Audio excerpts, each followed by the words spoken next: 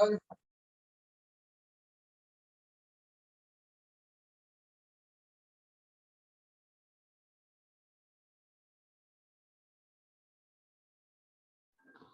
guys, can you hear me properly? Can you hear me properly, everyone? Let me know. Yes, okay. So let me just share my screen. Okay. So what we are going to study today is a very important, lecture. Like it will be used a lot. Let us just wait for 1 minute for everyone to join. We'll start our session.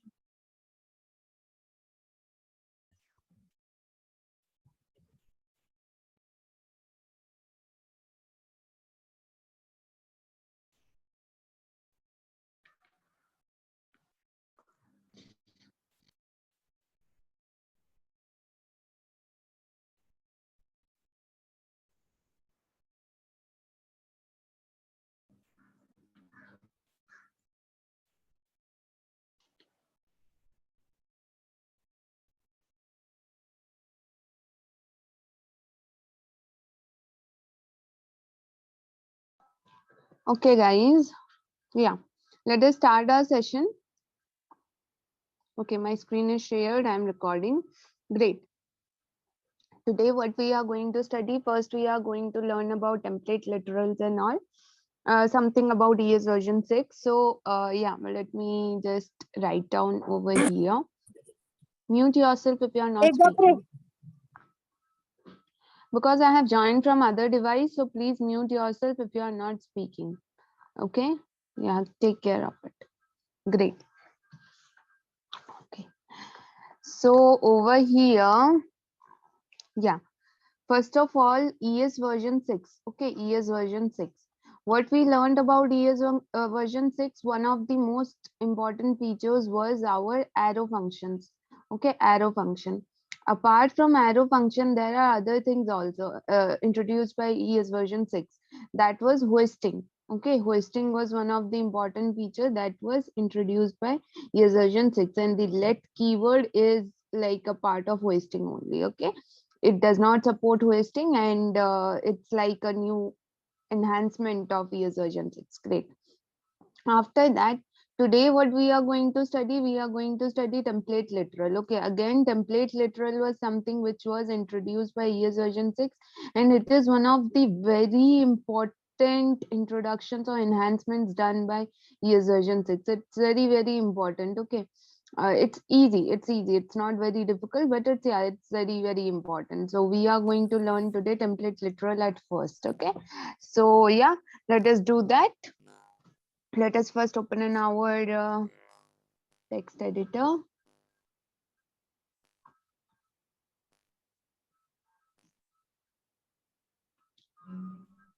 Okay, no, great. So we will be learning something about, default parameters and all, and then we will be learning about template literal. Okay, so let us just remove these all things. First, let us start with default parameter. Okay, mute yourself if you are not speaking. Okay, yeah. So over here, first I have a function. Let us just name that function as hello. Okay, and let us pass a parameter over here, name. Okay, and let us just console log over here that hello, and then plus your name. Okay, so here a string concatenation will happen. First hello will be printed, and then after that name will be printed. Plus is basically for concatenating two strings. Okay, two strings or two values. Okay, so this is for that. So over here, what we are trying to console log, first we are trying to console log hello, and after that whatever parameter we have passed. Okay, so over here, if I just type in hello and then I just call the function without passing in any parameter, let us see what comes. Okay, let me just copy the full path.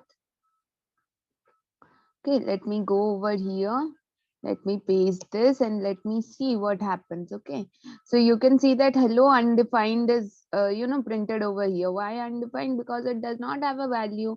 It does not know what's the data type. So that is the reason. No data type, no value. So hello undefined, expected. But if I don't want that, I want that, okay, there should be some default parameter available over here. Even if I don't type in anything, then something will be printed. So what I can do, I can write over here something default. Okay, some default parameter can be available. Okay, I can say hello world. Okay, so whenever you don't pass anything inside this particular hello function as a parameter, then you can see that if I go over here and refresh it, then hello world is printed. Now suppose I pass in something. I pass over here hello Aradhana. Okay, so I passed a parameter. Now there is no use of default parameter. This default parameter is used whenever you are not passing any parameter over here. Okay, so if I again go and refresh it, then you can see that hello Aradhana is printed. Okay, so this is one of the very important features. You should understand that it's very convenient that you provide a default parameter, so that if the user does not pass in any parameter over here, any value over here, then your default parameter works. Okay, understood everyone? Understood? Great, great. So this is the importance of your default parameter. After your default parameter, I'll just show you what's the importance of ES version 6 template literal feature. Okay, so now what we are going to study, we are going to study about template literal. Okay, so inside template literal, first of all, let us take a situation where we do not use template literal. Let me just try to console log certain fruits names. Okay, so what I can do, apple, I can write banana, and then I can write grapes, then I can write oranges, and I can write peaches.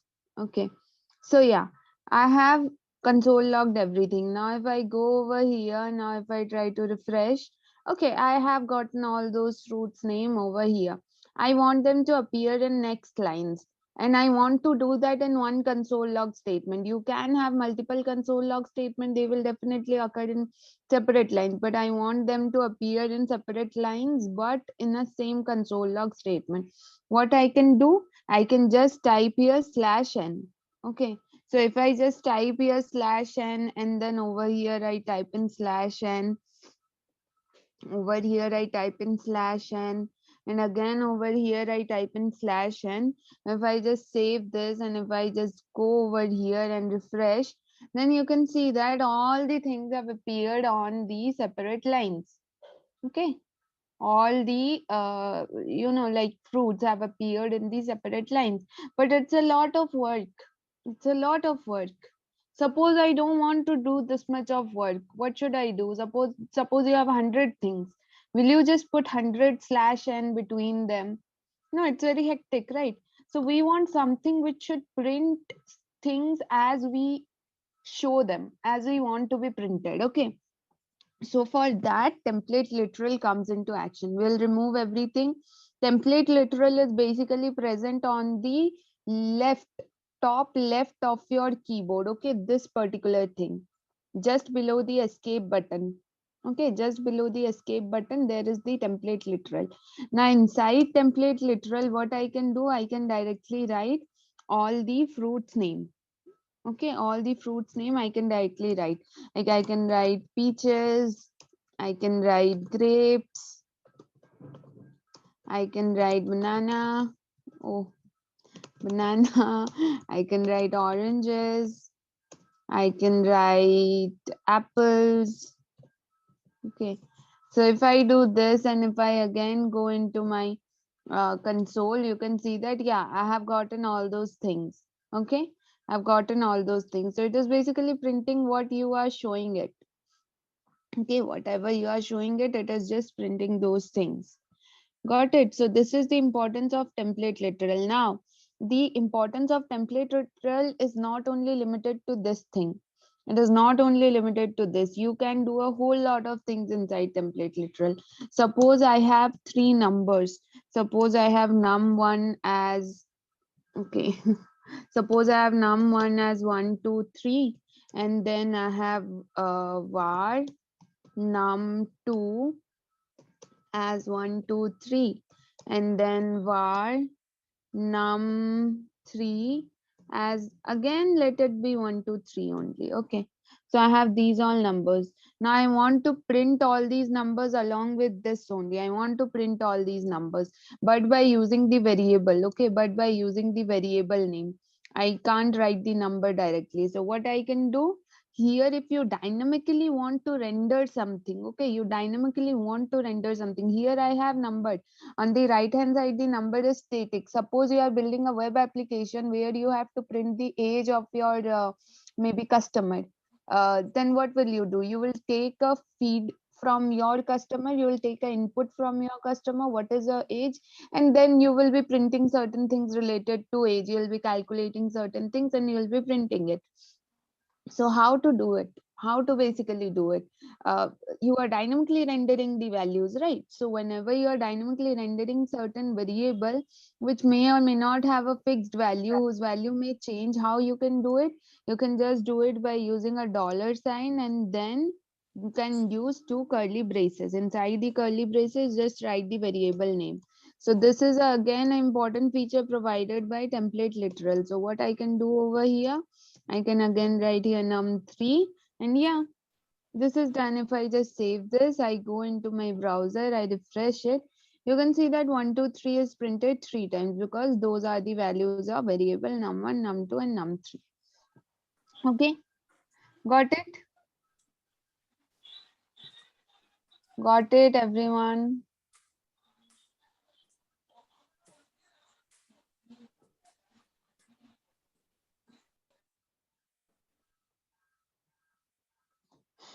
Understood? Great, great.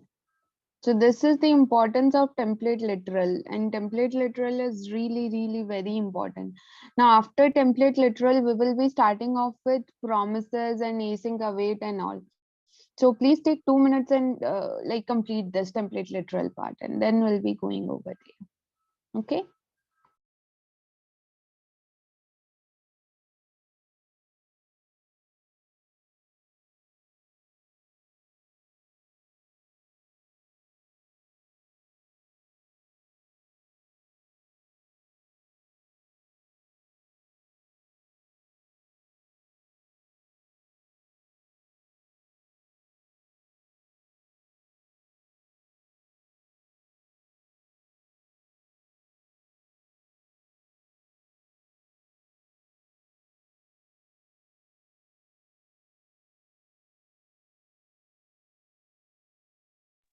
Template literal is basically more flexible. Okay, without template to literal also you can do those all things, whatever you did it like this, but it is more flexible and easier to use. Okay, and here you do not have to use some extra characters or something like that to specifically show certain things in the way. Over here you can directly write these all things the way you want them to be printed, and it will print them like that only. Apart from that, if you want to dynamically render certain things like certain variables or something like that, you can do it as well.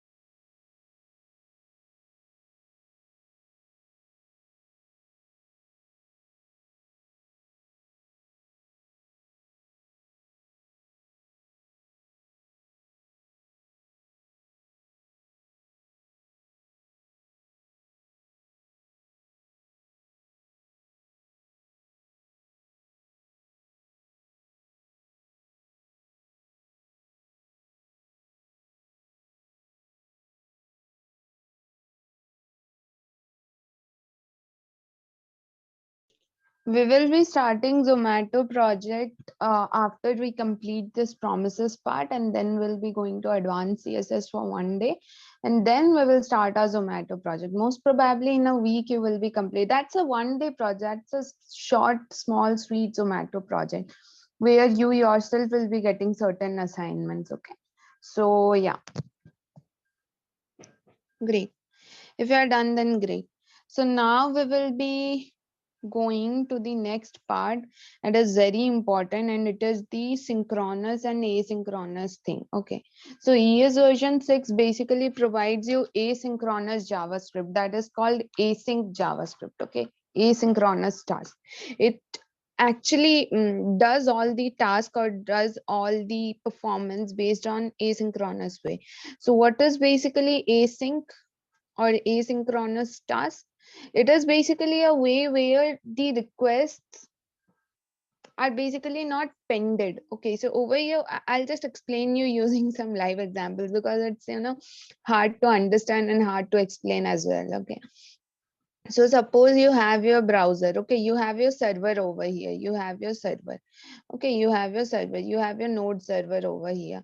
So suppose there is a queue over here. Inside the queue there are a lot of requests. Okay, there are a lot of request in sense you have some API calls, or you want to fetch some data from somewhere. There are a lot of requests over here. Suppose the first request is a synchronous request. Okay, is a synchronous request. Then what will your entire server do? It will basically make all other tasks wait. It will say that no, you guys wait, this is a synchronous task.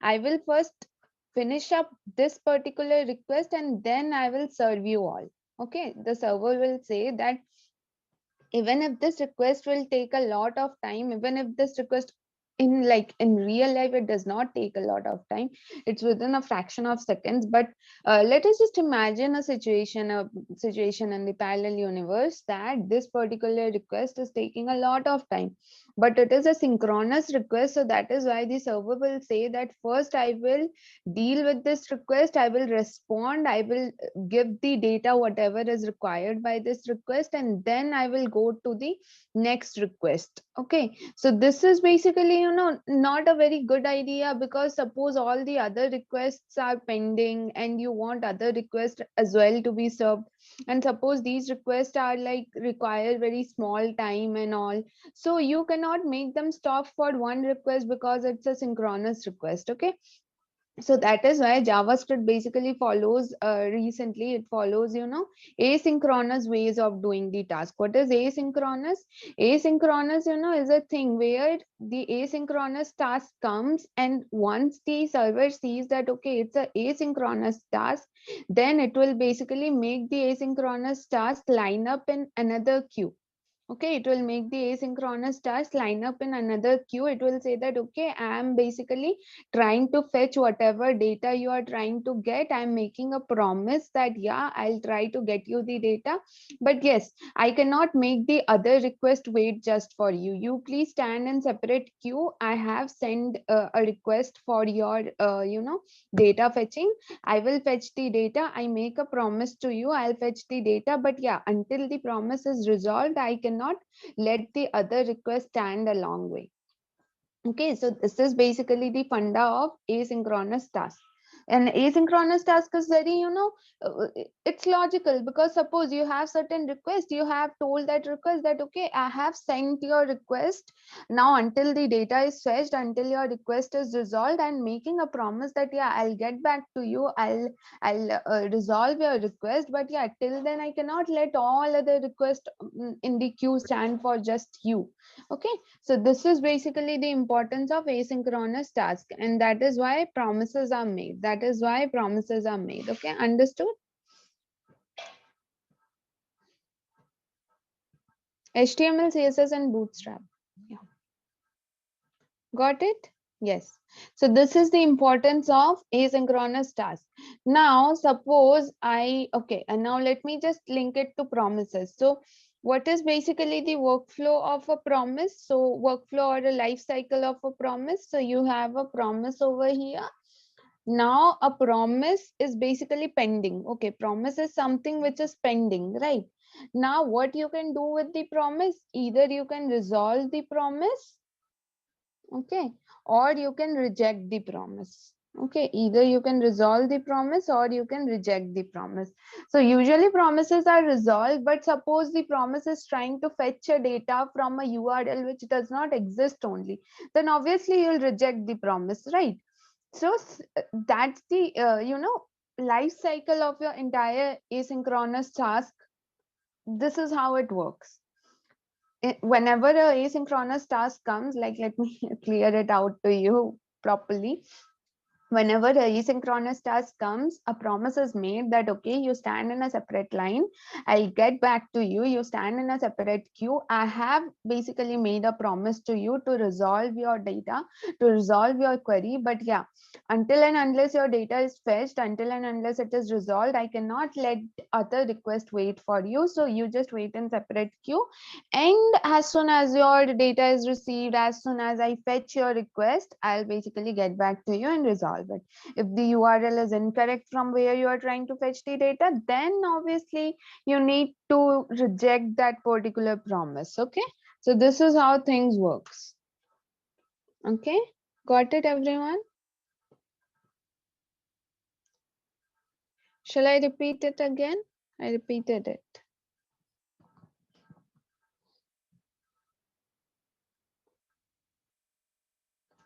Shall I repeat it again, guys? Yes. Okay, okay.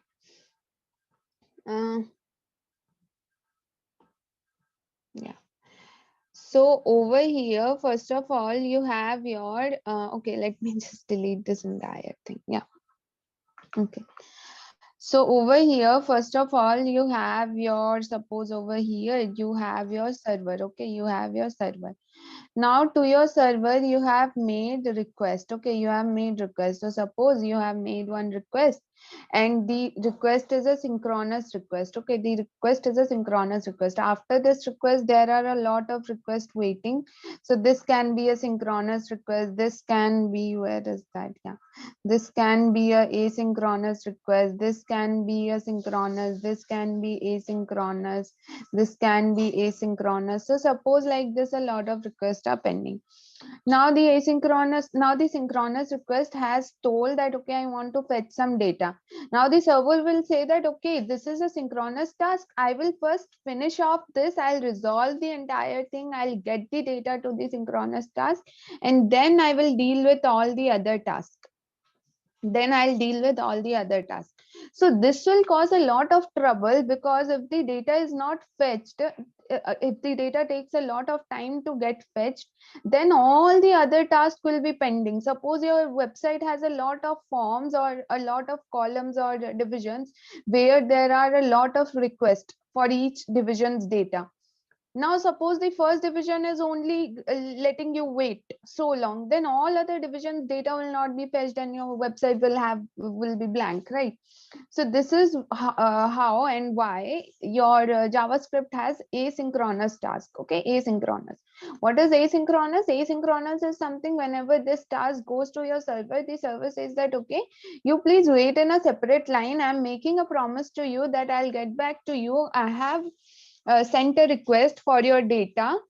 As soon as your entire request is resolved, I make a promise that your request will be resolved. But as soon as your entire request is resolved, I'll get back to you. I'll give the data to you. But I cannot let the other request wait just for you. Okay. So this is how asynchronous task work, and it is quite logical because you cannot make other tasks wait just because it's a synchronous task. Asynchronous task is fully functional, and it's like, okay, I have made a request, now the server has made a promise that it will get the data to me. Till then, till my data is fetched, the other task can come to the server and the server can treat them as well. Okay, so this is how things are done over here. This is how things should be done. And suppose the entire asynchronous task data is not fetched, suppose it is having some error or something like that, then it will just reject the promise.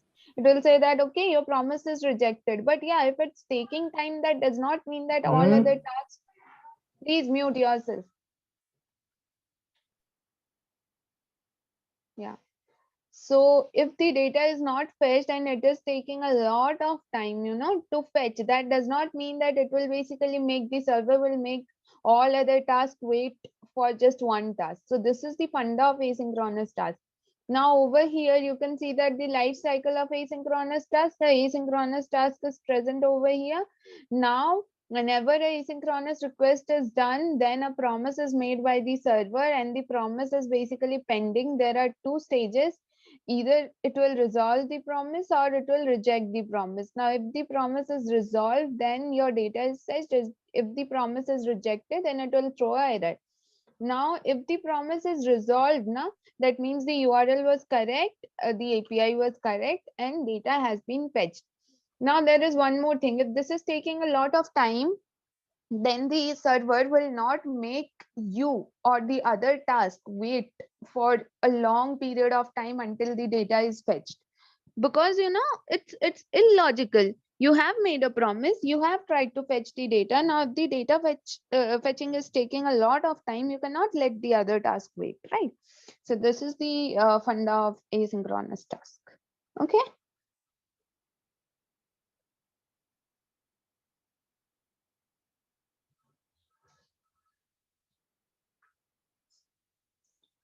Synchronous task, no.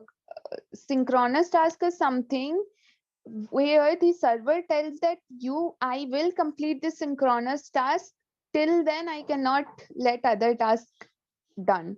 It's like, suppose you have gone to a emergency. You have gone to a hospital and there is a VIP coming up, and all the other patients are waited in a queue. They are said that no, until the VIP is treated, you cannot enter. That's not the way how things happen. Okay, so that is the reason why we have asynchronous tasks. Okay, the VIP is treated, but yeah, you guys can also come in and treat yourself. Okay, got it? Understood?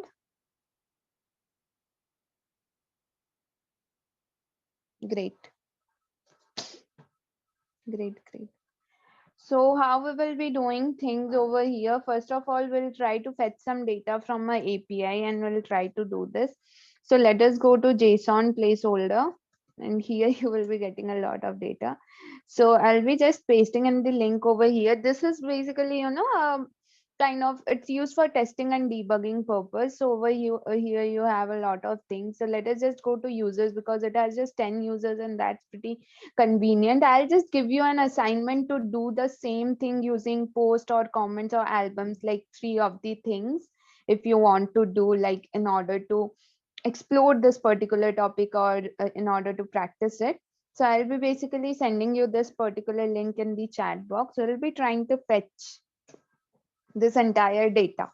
Okay, we'll be trying to fetch this entire data. You can see that here the data is in the format of objects. Okay, it's in the format of objects. Now this format is called a JSON format. Okay, JSON. You will later on, you will understand what is the importance of JSON and JavaScript notation. Okay, so JSON is very important because it's the way where you can also understand the entire data, and the computer can also understand the entire data. Because there are certain data formats where just humans can only understand it. There are certain data formats which the computers can only understand, but JSON is like a mediator. It's a data format which humans can also understand, which computer can also understand, and it's like a object, key value pair. You have seen this format when we were studying objects. So JSON is understandable by you also, it is understandable by the computer. Okay, so this is a JSON format. JSON. Okay, it's a, let me write over here.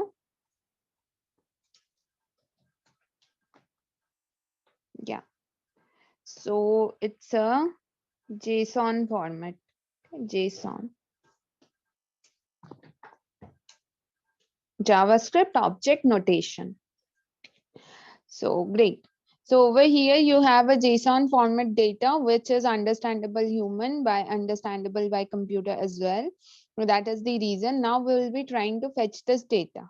Okay, now we'll be trying to fetch this data. Let us go over here. Okay, now let me just remove this. Let us just do certain, basic thing. Let us try to fetch the data. So you have a fetch, function available inside JavaScript. So inside the fetch function only, we will be putting in the URL. We'll be putting in the API and seeing how things happen over here. So let us do this. If I go and refresh it, then you can see that here a promise is made and the promise is pending right now. The promise is not resolved, the promise is pending. Okay, now the server does not know whether to, resolve the promise or to reject the promise, because you have just told that just fetch the data. What to do with the data you haven't told. Okay, so that is how things have worked over here. Okay, things have worked over here. Now you have to tell that, okay, after fetching the data you will get some result. Okay, after fetching the data you will get some result. So you have to tell that, okay, I have fetched the data, I have got some result over here. After getting the result, then you got the result over here. Here you can write anything. I have just named the entire, data returned by this fetch as result. You can name it as anything. Okay, so after getting the result, what should I do with the result? I want to console log the entire result. Okay, so after getting the result, I'll try to console log the result. Okay, where has it gone? Oh my god, it. Yeah, so over here, first of all, you have your result over here. You are getting a data, you are trying to fetch the result. Now after, getting the result, after you have fetched the result, you will try to console log the result. Okay, so let us remove the console log statement from here because we don't need it over here. Okay, and we will be putting in our console log statement inside our fetch statement, because first we are trying to fetch the result. After we have fetched the result, we are saying that, okay, after we have fetched the result, we are getting some result, then you basically try to console log the result. Okay, so here I'll console log the result and I'll save it, and I'll go over here, I'll refresh it. Missing this, what is, oh sorry, here I should not put a semicolon.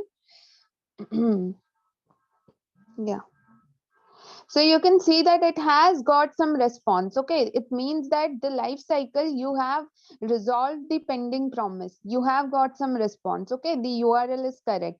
So you can see that the status is 200. Status 200 means everything is fine, okay is true, that means it's a success from their end. And but this data you cannot understand, I'm not able to understand this data, neither can you understand this data, right? So how to basically get the data, how to basically get the data in a human readable format as well as machine readable format? So here JSON comes into action. You first fetch the entire, result from here. You made a promise. Now what to do with the promise? You told that, okay, once I got the data, then just tell that, okay, I want to console log the entire data. Okay, I want to console log the entire result. After you get the result, you say that then I want to console log the result. Now after console logging the result, you are not able to understand what is this result. This is not in a human readable format. So you say that, okay, after I basically after I got the result, then I will be basically converting it into a machine and human readable format.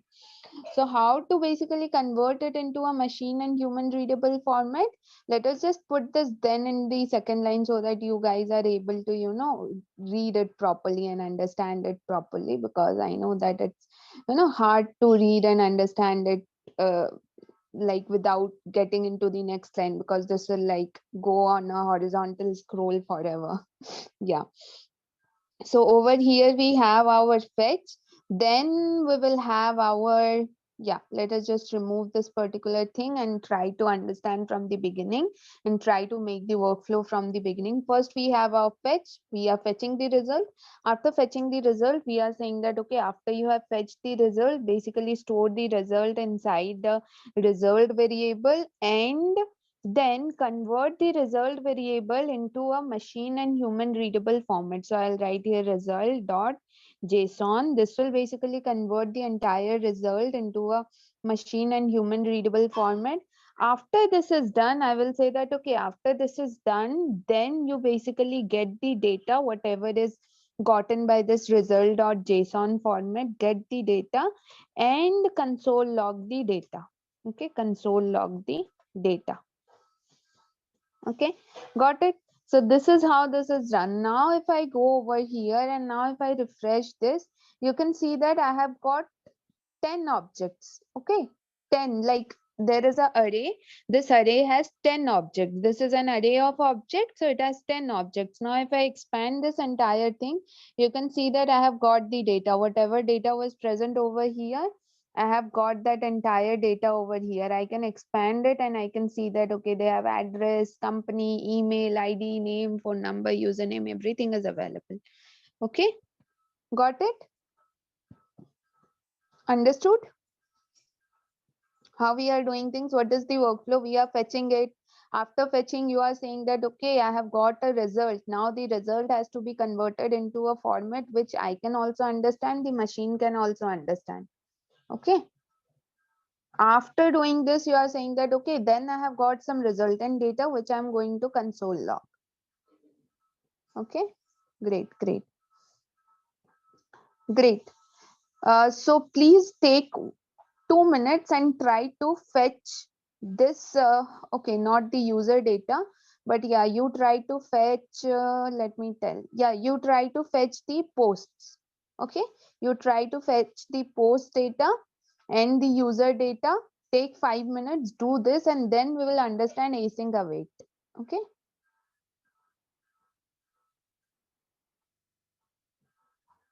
No, it will not give you error. You can directly also console log this. We are basically making it easier. We are first converting it and then we are getting some data and then we will be basically console logging it. Okay, great. I'm just pasting the code over here.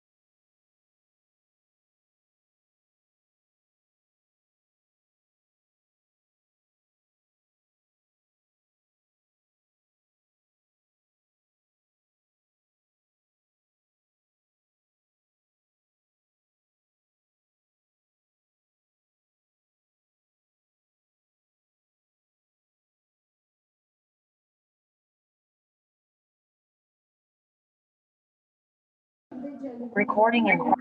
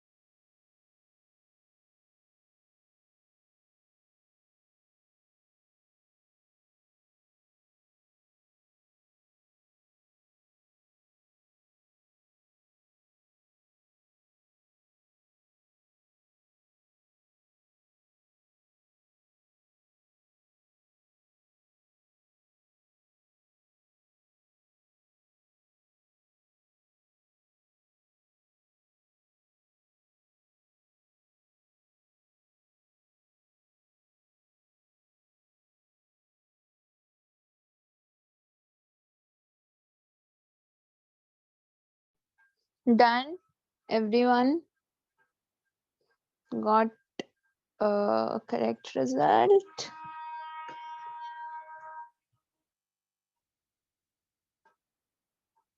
Great. Okay. Great. Now, if I have, I want to catch some error. Suppose there is some error, there is an incorrect URL, something like that. What I can do, I can have a, let us wait. Yeah, I can have a cat statement over here, which will basically, let us wait.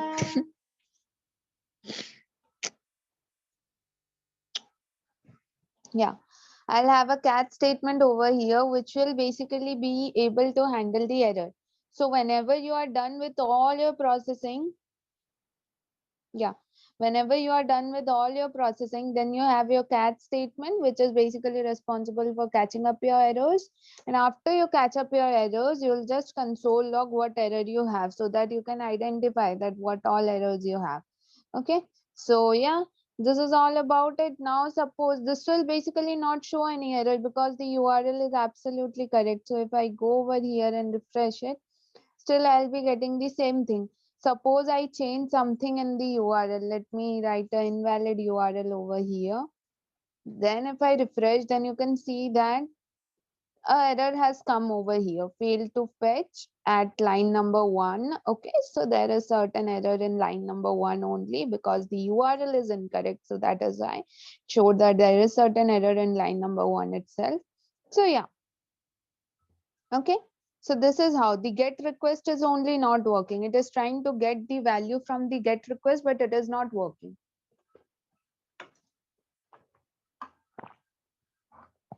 Okay. This is how things work over here. Now you have to understand one thing. Things will get really messy when you have a lot of APIs and you want a lot of URLs and you have a lot of logic over here. Here there was no logic. It was just one line code. There was a simple logic over here that is converting your result into JSON format. Suppose you have a lot of processing with your data. You have got the data, you have to process it. Suppose inside data you are getting certain numbers and you want to do certain calculation on that number and you want to console log that calculation. There can be a lot of processing with the data that cannot be possible just inside a then statement because it will be very complex, messy, and it will throw errors. Okay, so this is where async await comes into action. Okay, async await. So then is basically a old school method or old school version of async await. It is basically saying that first you fetch this, then after it is fetched, then go to this step, then go to that step, and all those stuffs.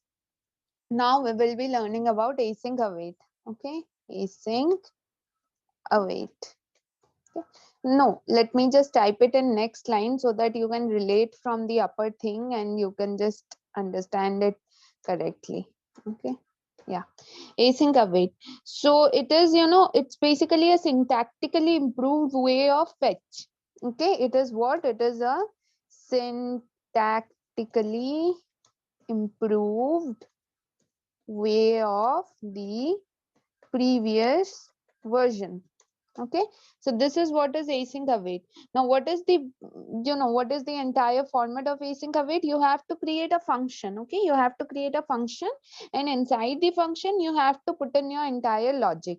So let us create a function. You can put here var, let, const, anything you want. Okay, functions are not going to change, so it's better to put over here const, and let us name the entire thing as get data, the function's name.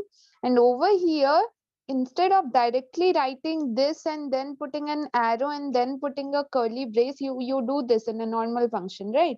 Inside a async function, you basically write here async. Okay, just async. It basically recognizes it as a async function.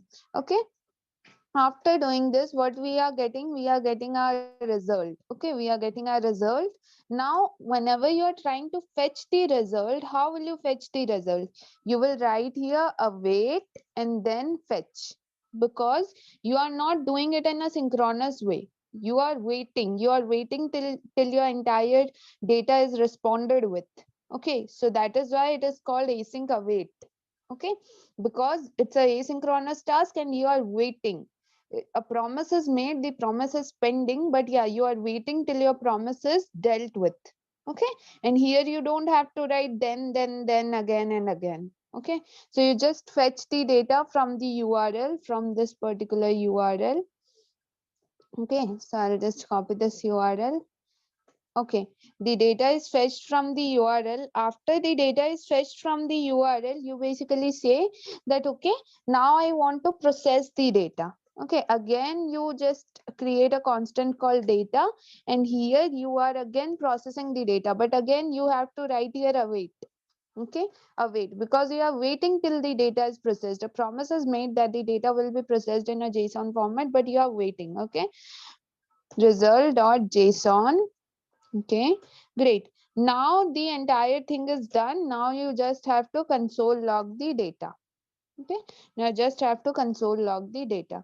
So this is how, this is the improved version of the upper thing. Now if you have got the data result, you want to get into any of the keywords of the data. Suppose the result is an entire, here the data, yeah, you have got the data. Data is an array of object. Now if you want to fetch the zeroth index, you can write, okay, 0, and then if you want to go into certain key value pairs, you can fetch them using the object method I had told you, and you can do a whole lot of processing inside this. You have got so much lines of vacant lines, you can do it over here, and it's very easy. So this is a very better way of doing the previous task, not messy as this one, and it's up to the mark. Now if I want to just process this entire thing, I need to call the function called get data. I'll just call the function, and yeah, I'm done. Now let us just see how things work over here. If I just save it, and if I just go into this, if I just refresh, I have again got the same result, but it's a better way. It's a better way of doing things. Okay, it's a better way of doing things. Now over here, I can also, catch my error. So how to catch your error? You have your try and catch statement. If you have learned C++, then in all the programming languages, you have try and catch block. Inside try, your whole logic is put. Inside catch, the error is catched. Okay.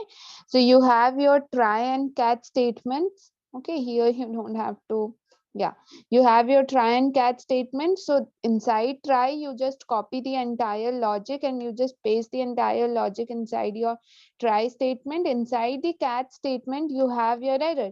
Okay, now inside the catch statement, if you have your error, then your entire error will be console logged.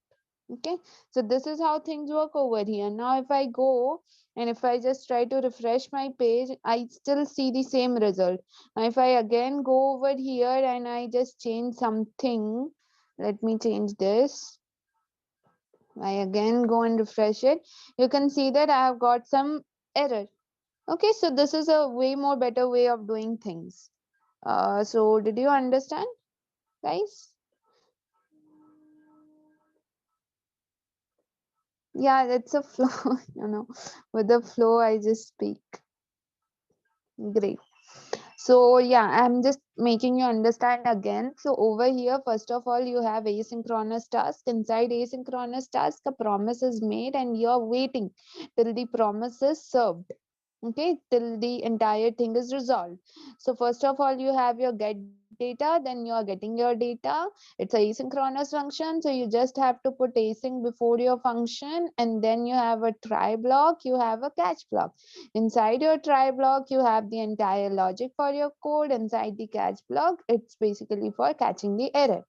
Over here, we are having a constant called result, where we are fetching our data from the API, from the entire URL. Now we have put await because it's a asynchronous task. A promise is made and we will be waiting till our promise is resolved. Okay, so that is why you have to put await over here. That is why it is called async await, right? Now inside fetch, you do not have to do a lot of things, like you do not have to put a then statement, what to do then, what to do then. It will handle everything. Once your data is fetched, you want to convert the data into a JSON format, so you just write, okay, my data is fetched, now whatever result is received, I just want to convert that entire result into a JSON format, because it's machine readable and human readable as well. So you have converted the entire thing into a JSON format. Now your entire JSON is inside the data. You are console logging the data. If any error is happening, if you have certain errors, then that will basically go into catch block and the error will be console logged. Now, if I just change something in the URL, that means the URL is incorrect, so it will throw an error. Okay, so this is how things work over here. You have to learn two things which are very important, that status code of 200, whatever you got previously, you saw that there was 200. That basically means that your entire thing is successful, it's a success. Or if you get anything except 200, like 404 or 500, that means it's a error. Okay, you'll understand about it later on, but right now I'm just giving a brief. Got it, everyone?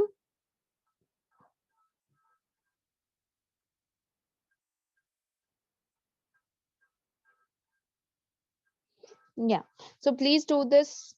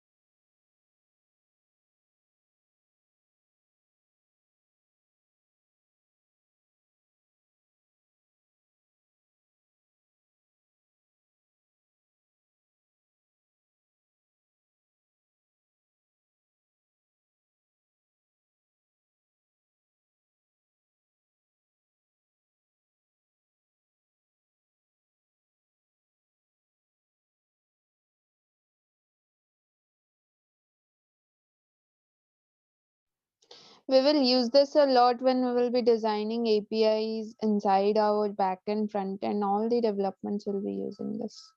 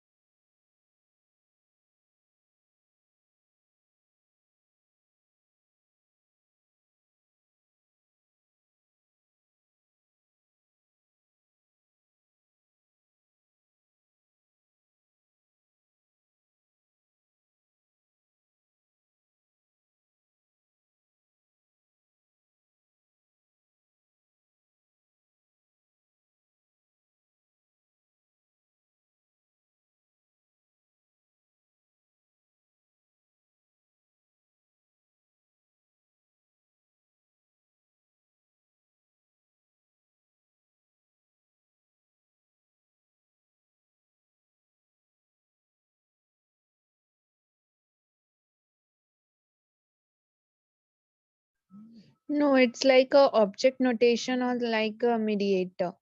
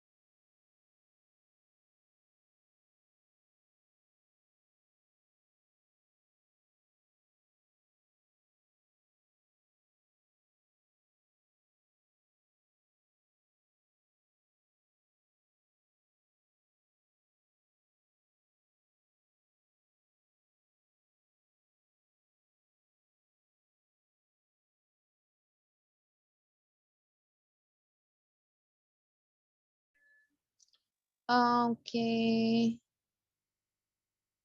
Do not do it on script. Like repel it. Sorry. JSON. Why does fetch not defined mean? Do not do it on repel it. Okay. If we fetch the data in database before convert to what? If we fetch the data in database before convert to, you cannot fetch the data until and unless you don't convert it to JSON format. You will not even know what the data consists of. You cannot read the data. How will you fetch the data? Tell something. If something is written in Japanese, how will you fetch it? How will you basically understand it? What, there is no sense of fetching it only. You fetch the data which you can understand. Yeah. And secondly, your database will have a schema. Okay, will have a schema predefined. Suppose you have a book where you can only, you know, write something in English. Okay, how will you insert some Japanese words into it? It will not basically allow you to do that. Similarly,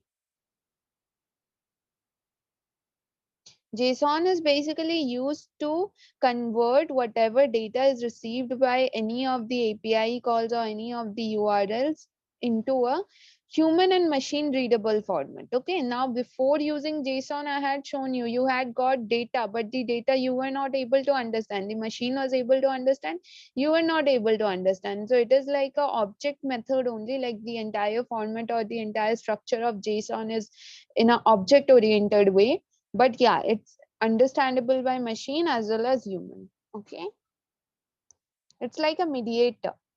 API, it's not our topic right now. Okay, API will learn later on.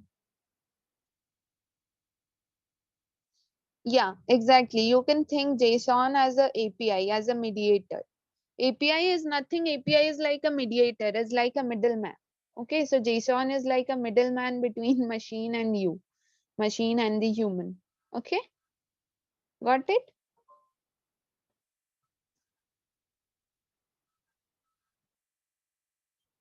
Great.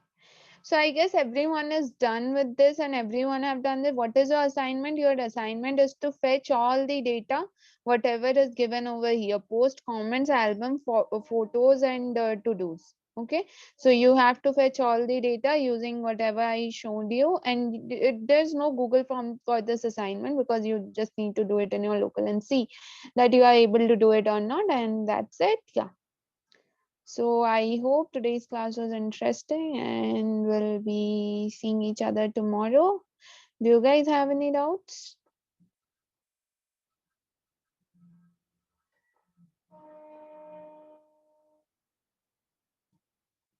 Do you guys have any doubts?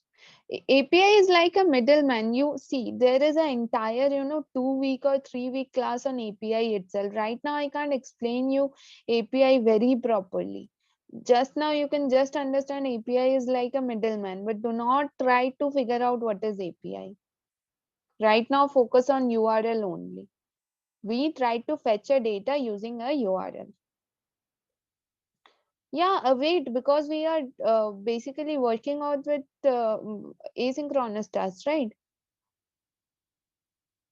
Promise is a part of async await only. Right now, we talked about promises, the life cycle of promises. Either a promise can be pending or rejected. Await means wait till the task is done. It is same chronology of asynchronous task. Okay, inside asynchronous task, you are waiting, right, till your data is received.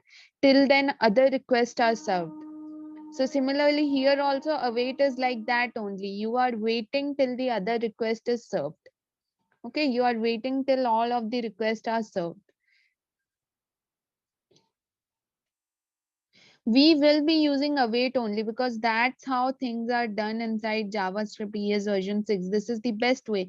You are waiting till your data is fetched, your entire request or promise is resolved. Till then you cannot make other requests pending for you.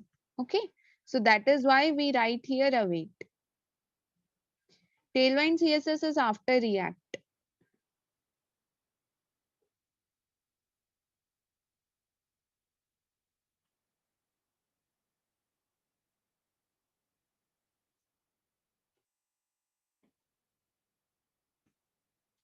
Yeah, it is for the server side.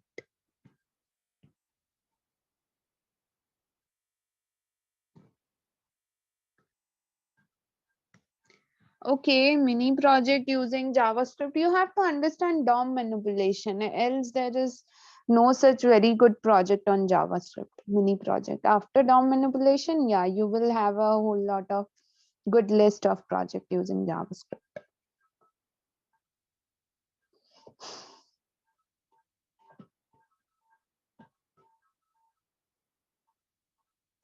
Got it, everyone? Understood?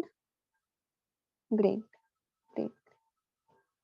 Okay, great. Okay.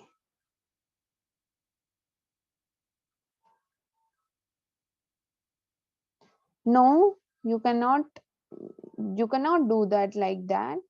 You have to call separate functions. Yeah, you can fetch them separately, but you have to store them in different variables. You can do it in same try block, but you have to store them in different variables and then console log them differently. But yeah, you can store it, you can do it in same, try block. You can do it.